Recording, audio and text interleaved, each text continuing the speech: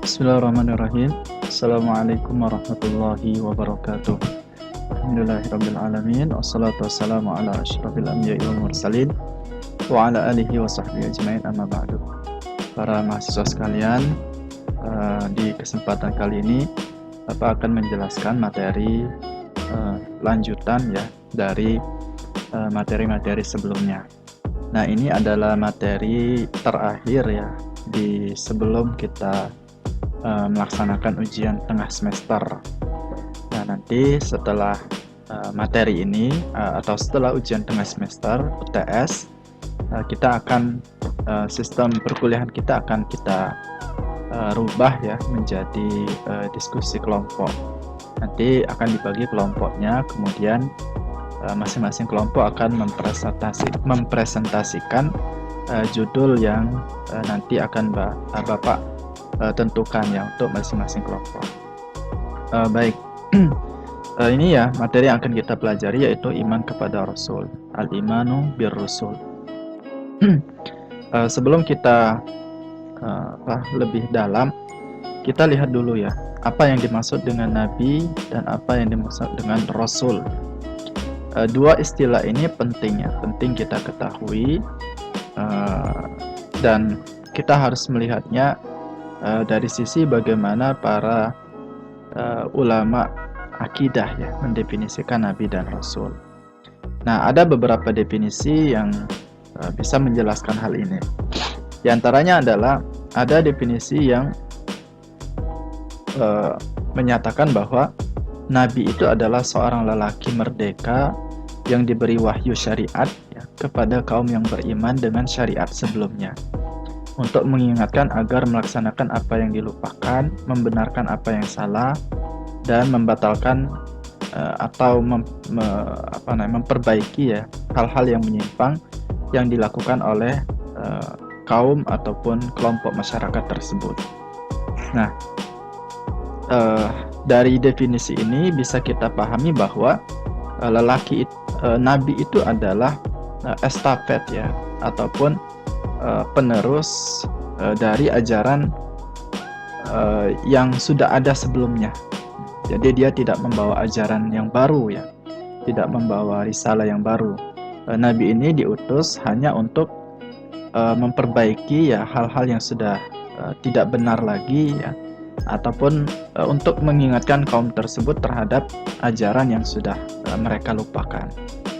Nah, kemudian Rasul itu didefinisikan sebagai seorang lelaki yang merdeka yang diberi wahyu syariat kepada kaum yang belum beriman dengan membawa risalah.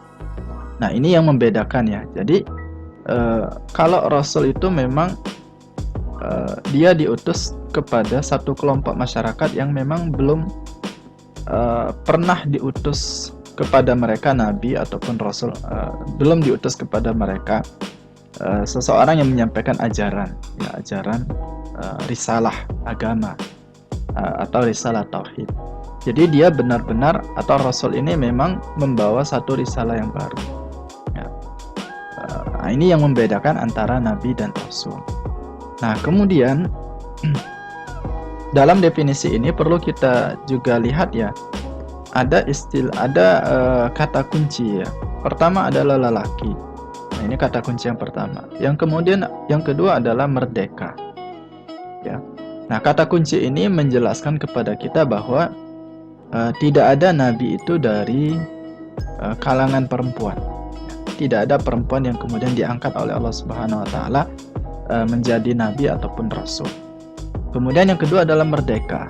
Artinya nabi dan rasul itu haruslah orang yang merdeka. Tidak ada para nabi dan para rasul itu yang berasal dari golongan hamba sahaya. Nah, ini kenapa? Apa hikmahnya? Apa alasannya?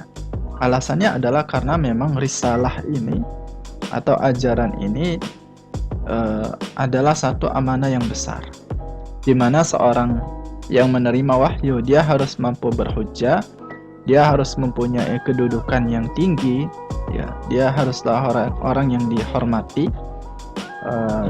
dia harus mempunyai kedudukan di antara kaum tersebut. Maka inilah hikmah kemudian kenapa nabi dan rasul itu hanya dipilih dari kalangan lelaki dan hanya dipilih dari orang-orang yang merdeka. Selanjutnya ada juga definisi lain yang mungkin kita definisi ini sangat familiar ya, yang menyatakan bahwa nabi itu adalah lelaki merdeka yang diberi wahyu untuk dirinya sendiri. Jadi tidak ada kewajiban baginya untuk menyampaikan hal tersebut kepada kaumnya atau kepada masyarakat tempat dia berada. Sementara rasul itu diartikan sebagai lelaki yang diberi wahyu untuk disampaikan kepada yang lain. Jadi dia mempunyai tugasan atau dia diperintahkan untuk menyampaikan wahyu tersebut kepada masyarakatnya. Nah ini ya, cuman definisi ini agak problem juga ya, di satu sisi ya. Karena nabi itu sendiri dari kata kata nabi itu sendiri berasal dari kata nabaun, artinya berita. Artinya nabi itu ya, kenapa dia diberi wahyu, kenapa dia menerima wahyu? Tentu tujuannya adalah agar wahyu itu disampaikan. Nah memang ini definisi ini ada, tapi tadi ya ada beberapa catatan yang disampaikan terhadap definisi ini. Nah, jadi ini ya.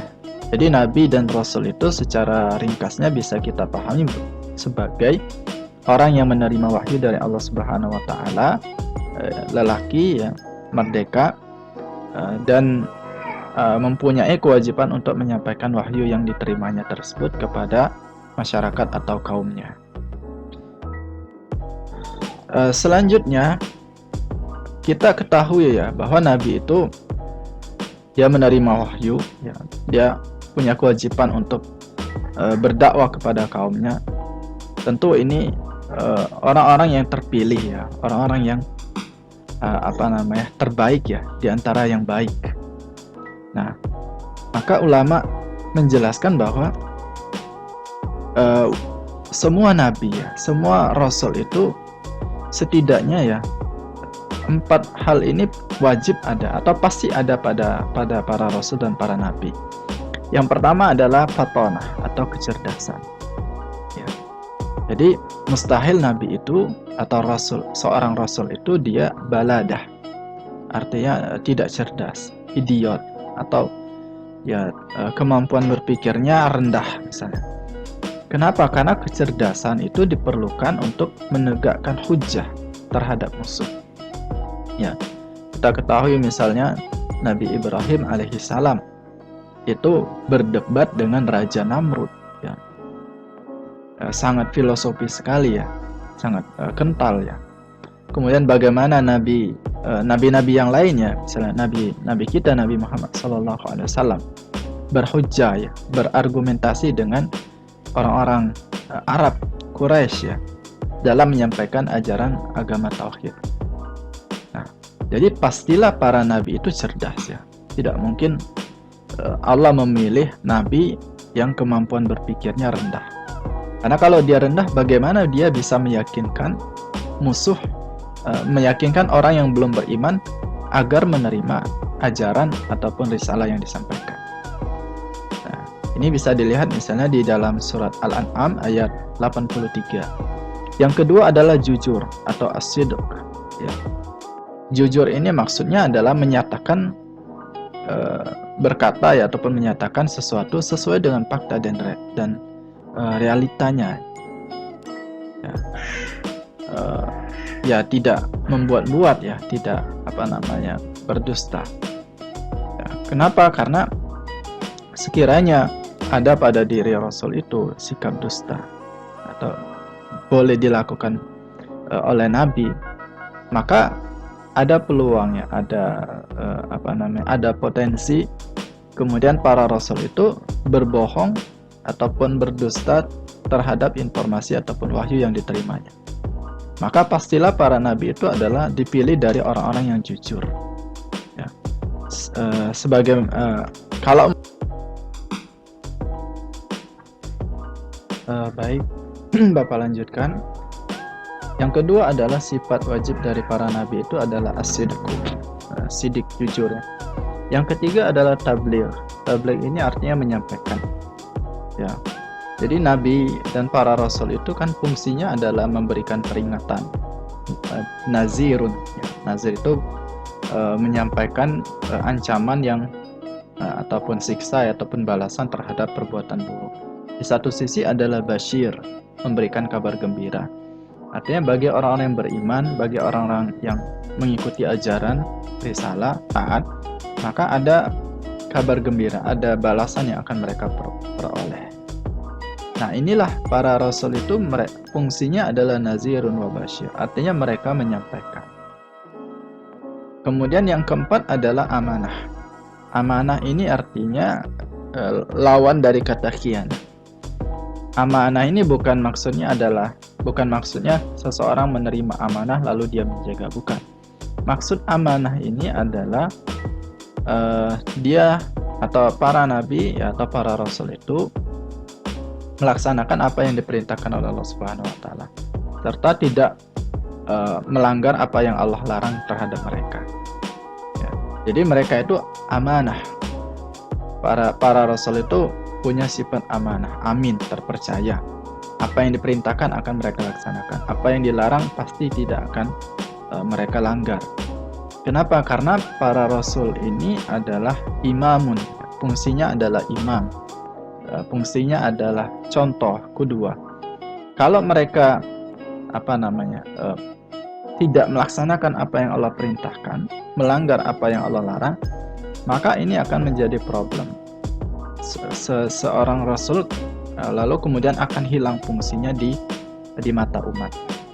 Nah, 4 sifat ini ya, inilah sifat yang wajib, sifat yang pasti ada para nabi dan para rasul.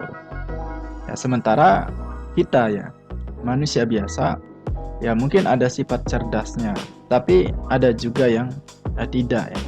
Begitu juga dengan jujur, ada yang jujur, ada yang tidak. Nah, inilah manusia. Tapi para nabi dan para rasul itu Allah jamin. Allah pilih memang orang-orang yang terbaik. Allah pilih dari orang-orang yang hatinya Allah Subhanahu wa taala bersihkan. Sehingga mereka itu cerdas, jujur. Tidak menyembunyikan ya informasi-informasi yang harus disampaikan, dan mereka itu amanah. Selanjutnya sifat jaiz bagi nabi.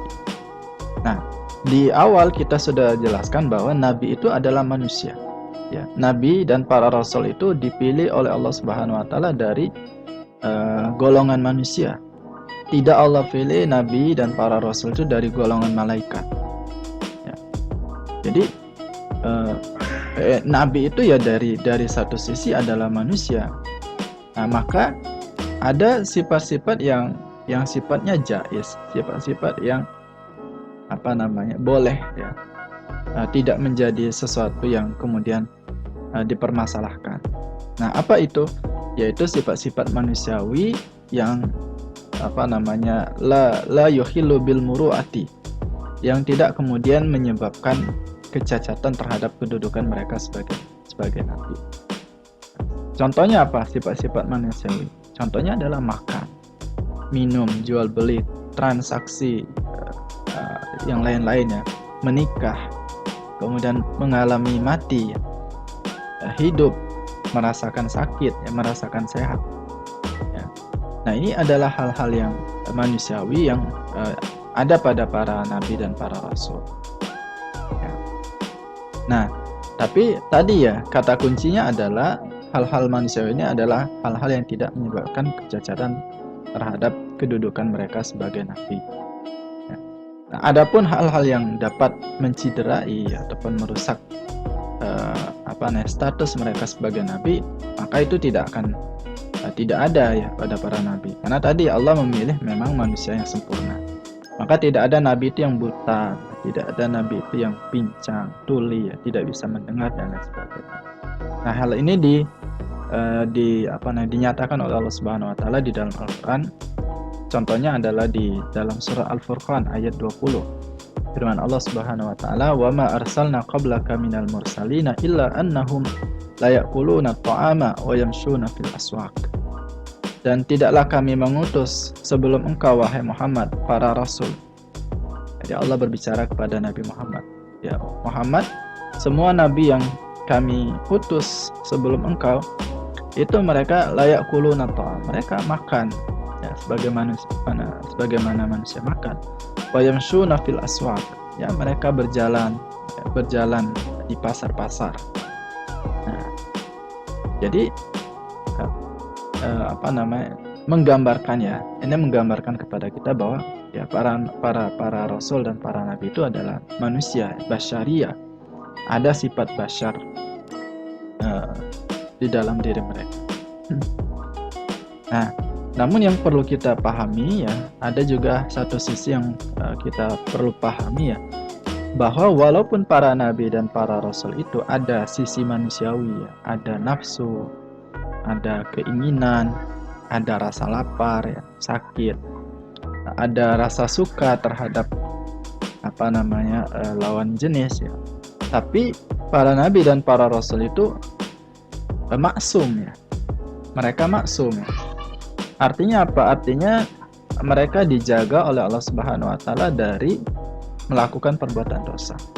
Dijaga mereka ya. Artinya tidak ada nabi itu yang melakukan maksiat, tidak ada nabi itu yang melanggar larangan Allah Subhanahu wa taala. Tidak ada nabi itu yang berakhlak buruk. Ya, walaupun di satu sisi mereka adalah manusia. Kenapa? Karena mereka adalah qudwah. Tadi kita jelaskan imam ya. Kalau mereka ya melanggar berakhlak buruk, tentu tidak bisa dijadikan ikutan seperti itu ya.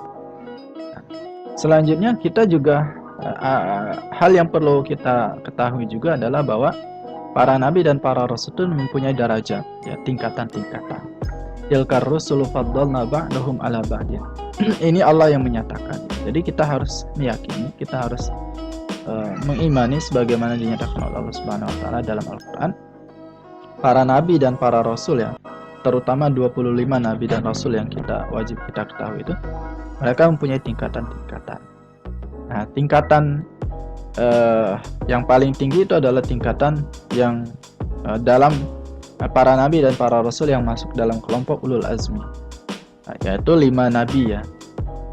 Yaitu Nabi Muhammad, Nabi Ibrahim, Nabi Isa, Nabi Nuh ya. Dan Nabi Nuh ya. Jadi ada 5. Nah, ini kelompok nabi ulul azmi. Mereka derajatnya lebih tinggi dibanding nabi-nabi yang lain. Nah, kemudian dari seluruh nabi yang ada ini, yang paling tinggi derajatnya tentu adalah Sayyiduna Muhammad sallallahu, adalah nabi kita Nabi Muhammad sallallahu alaihi wasallam. Nah, selanjutnya ini sifat mustahil tadi sudah kita jelaskan sekilas. Ya, jadi sifat mustahil itu apa? Sifat mustahil adalah lawan dari sifat-sifat yang wajib tadi ya. Nah, kemudian jumlah nabi dan rasul. Nah, yang wajib kita imani ya, yang wajib kita ketahui ya, adalah nama-nama ya para rasul yang disebutkan di dalam Al-Qur'an secara terperinci. Ya, yang berjumlah 25 ya, yaitu Adam, Idris, Nuh, Hud, Saleh, Ibrahim, Lut, Ismail ya, Ismail bin Ibrahim, Ishak bin Ibrahim, Yakub bin Ishak bin Ibrahim, kemudian Yusuf, Ayub, Syuaib, Harun, Musa, Yasa, Zulkifli, Dawud, Sulaiman, Ilyas, Yunus, Zakaria, Yahya, Isa, dan Nabi kita Nabi Muhammad sallallahu alaihi wasallam. Nah, ini 25 nabi ini harus ya, walaupun mungkin tidak tidak kalian hafal seluruhnya, minimal kalian tahu ya, ada 25 nabi dan para rasul. Minimal ulul azmi tadi yang bisa kalian hafal. Dalam hadis Nabi sallallahu alaihi wasallam menjelaskan, "Masali wa masalul anbiya'i min qabli kama masali rajulin bana bunyanan fa ahsanahu wa ajmalahu illa mawdi'al labinatin min zawiyatin min zawayahu faja'ala an-nasu yatufuna wa yu'jibuna lahu wa yaquluna halla wudi'at hadhihi labinah fa ana labinatu wa ana khatamun nabiyyin." Intinya adalah kata Nabi, perumpamaan saya dengan para nabi sebelum saya itu adalah seperti sebuah bangunan, di mana di satu poin lanjut. Jadi perumpamaan saya dan nabi-nabi sebelum saya itu adalah seperti lelaki yang membangun sebuah gedung, sebuah bangunan, di mana ada satu sudut yang belum ada batanya ya. Lalu tentu orang melihat, oh ini bangunan ini alangkah bagusnya kalau diletakkan sehingga sempurna. Maka kata Nabi, sayalah bata itu dan sayalah penutup para nabi. Nah, ini menunjukkan apa? Menunjukkan bahwa semua rasul yang diutus oleh Allah Subhanahu wa taala sebelum Nabi Muhammad pada hakikatnya adalah satu kesatuan. Pada hakikatnya adalah membawa misi yang sama, yaitu misi tauhid ya. Keimanan kepada Allah Subhanahu wa taala saja. Ya, bukan keimanan terhadap banyak Tuhan. Ya. Adapun penyimpangan-penyimpangan yang terjadi misalnya pada Kristen, agama Kristen ya, muncul pemahaman Trinitas, Yahudi misalnya pemahaman al-umam al-mukhtarah, mereka adalah bangsa ya ataupun manusia terpilih, dan mereka adalah anak Tuhan, Yahudi adalah anak Tuhan dan lain sebagainya. Ini adalah penyimpangan-penyimpangan yang terjadi belakangan ya, setelah para nabi dan para rasul pembawa risalah tauhid itu meninggal. Nah, jadi semua nabi itu membawa risalah, mengajarkan risalah tauhid. Cuman memang perjalanan sejarah, kekosongan ya, ketidakadanya nabi dalam waktu yang lama itu memang menyebabkan adanya penyimpangan-penyimpangan ajaran. Adapun tentang jumlah para nabi dan para rasul ini khilaf itu ya banyak pendapat ya. Yang masyhur mengatakan adalah ada 124.000 nabi, sedangkan rasul itu ada 313. Ini dinyatakan oleh Ibnu Katsir. Nah, memang bagusnya bagaimana ya? Bagusnya kita tidak perlu membatasi, kita mengatakan 300. Ya, kalau kita membatasi, ya, bagaimana seandainya ada nabi yang misalnya ada nabi yang tidak masuk padahal dia nabi. Nah, seperti itu. Nah, jadi ya kita mengatakan wallahu alam ya. Tapi yang masyhur itu ada mengatakan 100 nabi itu jumlahnya 124.000, sedangkan rasul 313. Selanjutnya ini Nabi Muhammad SAW, kita lewatkan saja. Baik, ini mungkin yang bisa Bapak sampaikan ya, terkait dengan keimanan kepada para rasul dan para nabi. Intinya adalah keimanan kepada para rasul ini adalah bagian dari keimanan kita kepada Allah Subhanahu wa taala, bagian dari keimanan kita kepada Al-Qur'an ya, yang mana informasinya menyatakan wa ma arsalnaka illa rahmatan lil alamin wa ma min qaumin illa khala fiha nazir. Tiadalah kaum kecuali ada nazir, ya, pemberi peringatan kepada mereka. Jadi ini kita wajib mengimani, kita harus meyakini bahwa konsep kenabian itu memang ada. Kita wajib meyakini bahwa memang ada manusia-manusia yang Allah Subhanahu wa taala pilih menerima wahyu lalu menyampaikan wahyu tersebut sebagai risalah, sebagai ajaran kepada manusia, sehingga manusia itu bisa berada di jalan yang benar, di jalan yang lurus. Nah, Islam ini adalah penutup para nabi. Islam ini adalah wahyu yang terakhir disampaikan oleh Allah Subhanahu wa taala melalui malaikat Jibril kepada Nabi Muhammad SAW. Maka beruntung ya kita yang Islam, ya kita yang Allah Subhanahu wa taala berikan kenikmatan Islam. Mudah-mudahan apa yang sudah Bapak sampaikan bisa bermanfaat, ya, bisa menjadi ilmu yang bermanfaat, bisa menguatkan kembali keyakinan, keimanan kita kepada Allah Subhanahu wa taala. Allahu a'lam bishawab. Assalamualaikum warahmatullahi wabarakatuh.